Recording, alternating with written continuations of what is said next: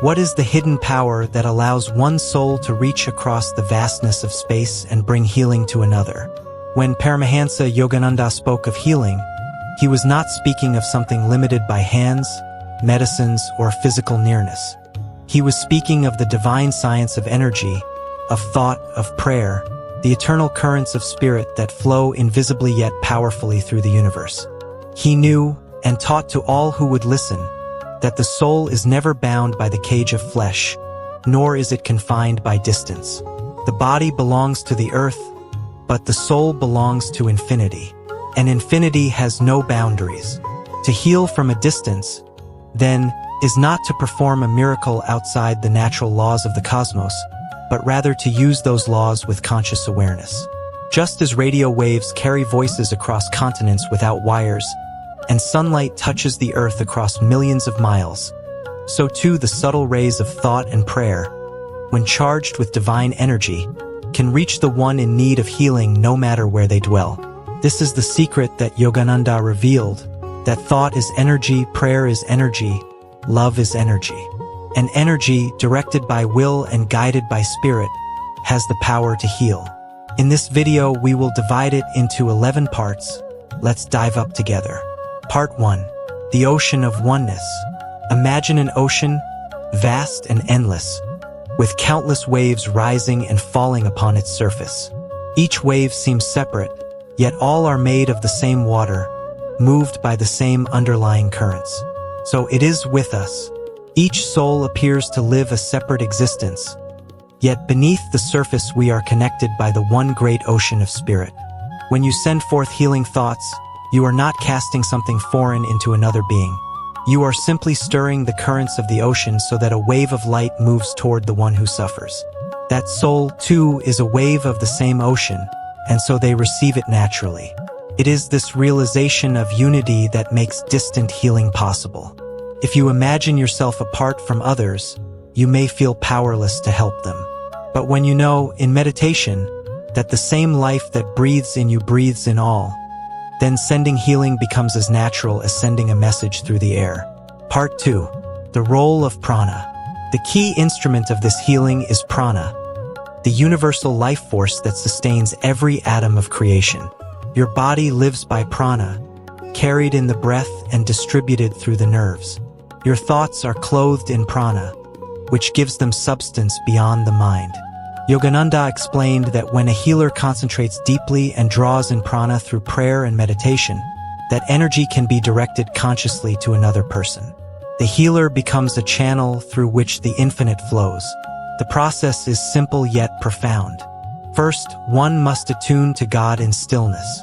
In deep concentration, the healer prays, asking to become an instrument of the divine. With uplifted consciousness, he or she visualizes the person in need. Then, drawing upon the cosmic energy with each breath, the healer sends that light outward with will and love, affirming, "Father, thy healing power is flowing through me. Fill this soul with thy light. Restore them in body, mind, and spirit." Yogananda often gave his students very practical methods for this. He would say, "Inhale deeply, feeling that divine energy is entering your body. Then, as you exhale, project it with concentration to the person you are praying for. Do not merely think of them as sick. See them radiant with health, surrounded by God's light. Affirm their wholeness. See them in perfection, not imperfection. For to focus on illness is to strengthen it. To focus on wholeness is to awaken it." Part 3. The Power of Love. Why does this work? Because love is the greatest magnet in the universe.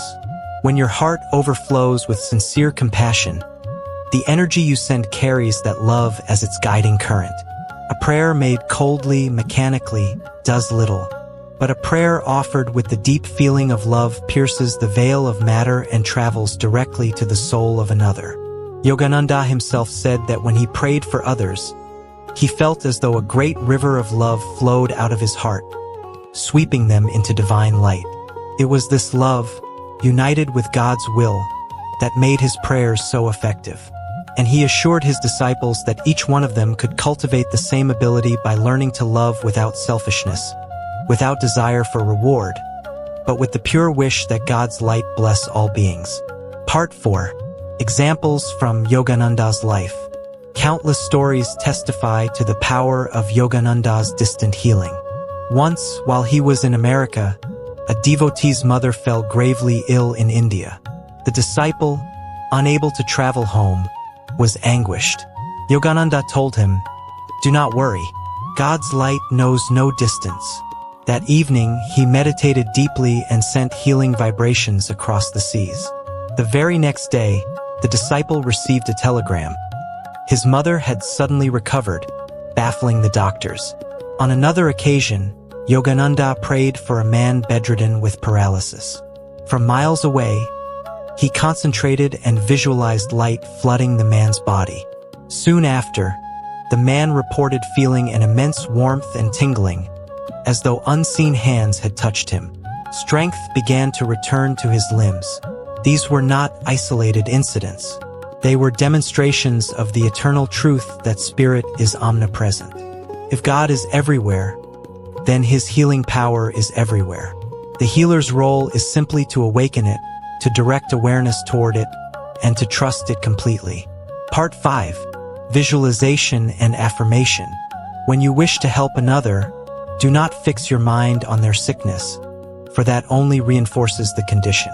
Instead, close your eyes, calm your breath, and inwardly see them bathed in light. See them walking in health, smiling in peace, free in spirit.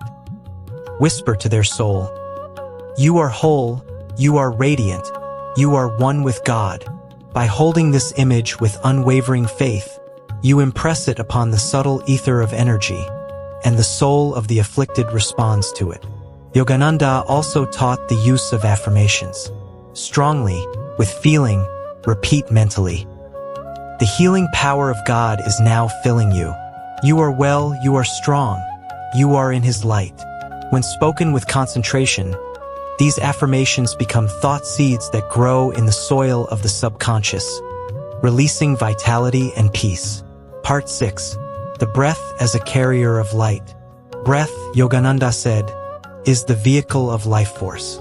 When you breathe consciously and with devotion, you harness this vehicle for healing. He instructed disciples to inhale while praying inwardly, drawing in cosmic energy, and then to exhale while mentally sending that power to the one in need.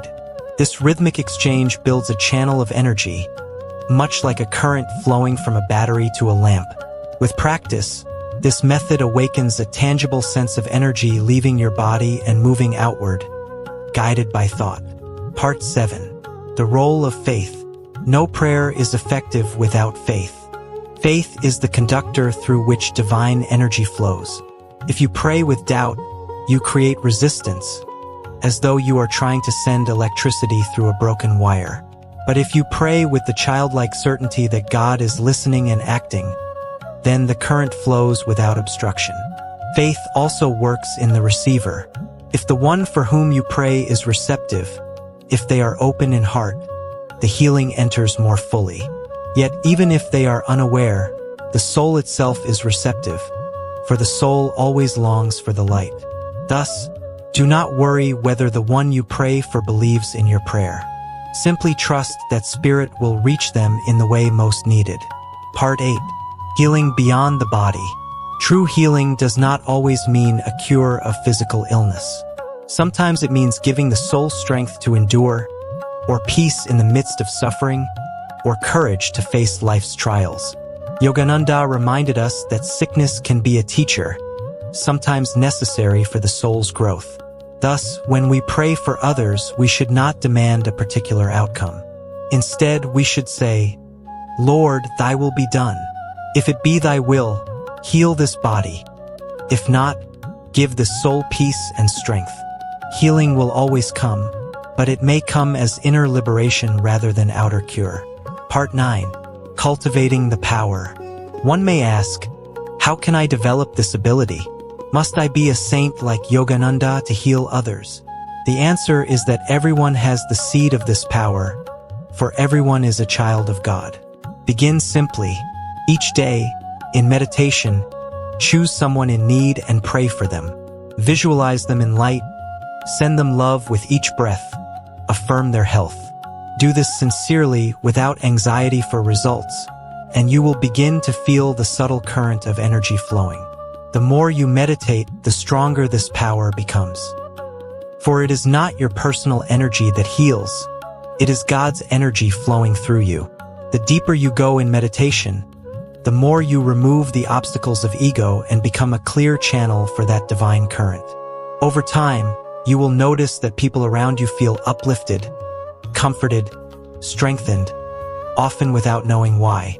This is the silent evidence that God's light is flowing through you. Part 10. Oneness with God, the ultimate secret.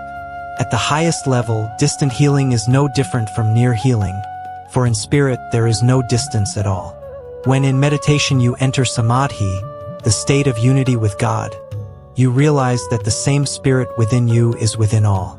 At that moment, prayer is not your prayer. It is God's prayer through you. Healing then becomes inevitable, for the divine is simply awakening itself in another form. This is the greatest secret Yogananda revealed, that the healer is not the doer. God alone heals. The role of the devotee is to surrender, to love, to become so transparent that the divine current can flow without obstruction. When you forget yourself and think only of the suffering soul before you, God's compassion moves through you as surely as the sun shines through an open window. Part 11. The Eternal Science. Thus, the science of distant healing is not hidden in some distant temple. It is here in your breath, your thoughts, your love, your union with Spirit. Every time you think kindly of another, every time you bless them in prayer, you are practicing this sacred art. The results may be subtle or dramatic, but always they are real.